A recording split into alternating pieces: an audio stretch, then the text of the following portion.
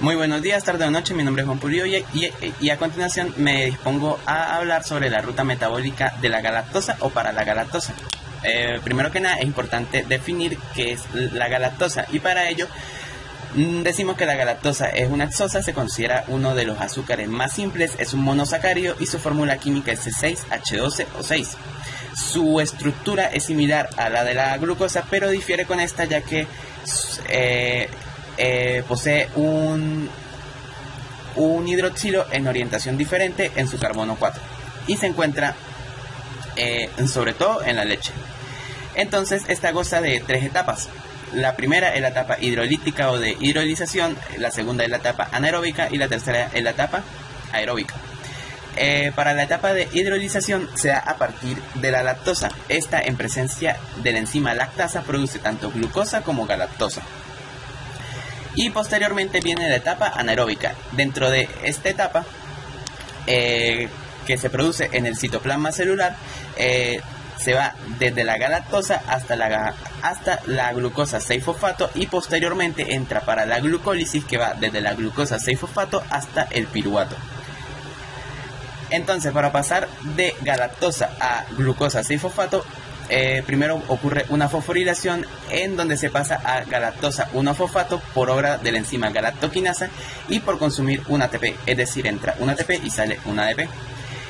Luego, posteriormente, ocurre una epimerización en donde pasamos de galactosa 1-fosfato a UDP galactosa, a su vez consumiendo un UTP y produciendo un UDP. Luego viene otra reacción de isomerización en donde nuevamente actúa la enzima galactosa 1-fosfato uritiltransferasa y se produce UDP gluc.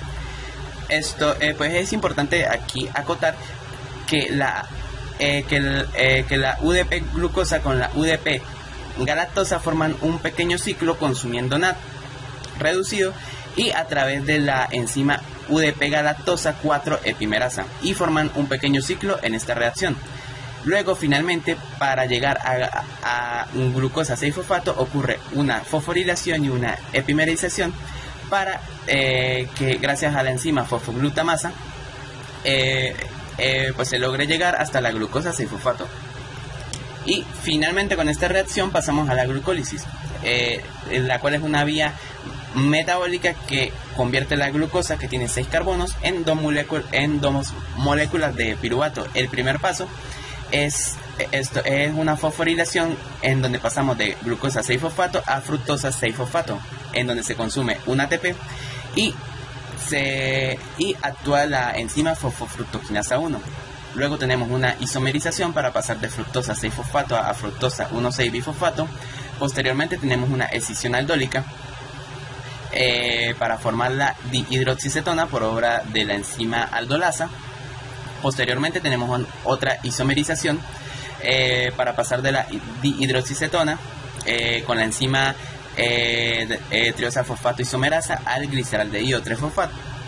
Y entre el gliceraldehído 3-fosfato y el piruvato ocurre una oxidación en donde en el medio ocurren otras reacciones, como se ve en pantalla, en donde se produce NAD reducido y se consumen dos moléculas de ATP, una en la reacción entre el 1,3 bifosfoglicerato y la otra en una de las reacciones que son marcadoras de ruta en la en la decimotercera reacción, en donde se consume también un ATP, saliendo un ADP. Y pues finalmente que se tiene el piruvato. Este pasa al ciclo de Krebs, que sería la tercera etapa o etapa aeróbica para la ruta. Y pues en esta etapa, a través de una serie de reacciones enzimáticas, se produce y se consume tanto energía como potenciales redox. En el mismo orden de ideas tenemos a la cadena transportadora de electrones, la cual está formada básicamente por una serie de proteínas transformadoras que se agrupan en complejos enzimáticos incrustados en la membrana interna mitocondrial, y pues estos componentes trabajan juntos para transferir electrones de alta energía a oxígeno molecular, que es el aceptor final. De esta manera, como se muestra en pantalla, poseemos tres complejos.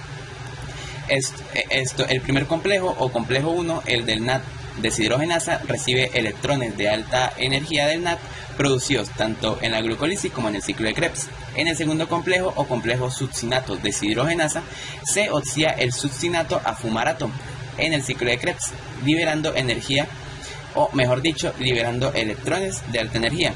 En el complejo 3 o complejo del citocromo S1 se reciben los electrones de la ubiquinona, y para el complejo 4 o complejo del citocromo oxidasa se reciben los electrones del citocromo.